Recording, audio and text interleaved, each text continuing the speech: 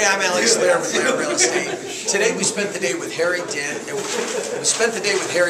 and we want to just go over real quick, Harry, what are some of the most important things happening coming ahead that you can help our clients and friends know?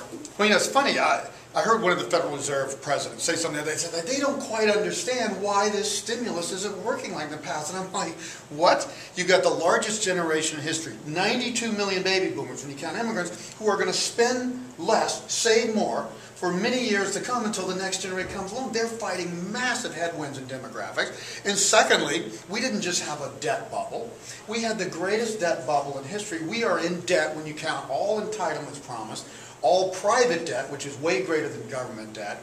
We're in debt 8 times GDP in the U.S. alone.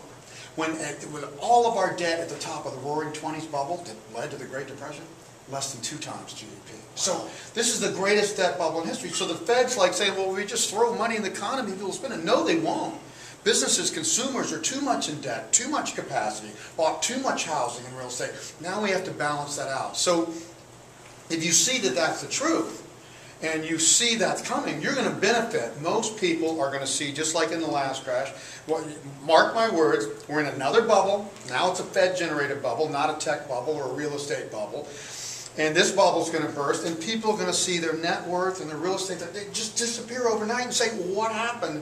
This should be 100% obvious. If you look from a 30,000 view, look at the facts, don't listen to politics and ideologies.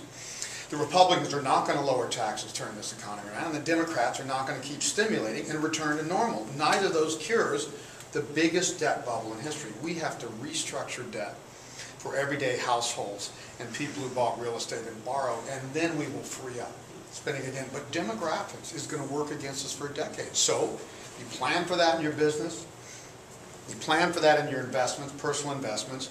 You actually, what we tell people, there's 4 seasons in our economy: spring, summer, fall, winter. Each season's different. Each requires a different business strategy, no matter what business you're in, and a different personal investment strategy. It's not the same investing in this deflationary, debt deleveraging downturn as it was in the inflationary commodity bubble downturn of the 70s. Different strategies win. So, I mean, one of the things we were able to do today, that's why we spent so much time with this group. These people got a little mini MBA in the things you need to know. You need to understand demographics. You need to understand all debt.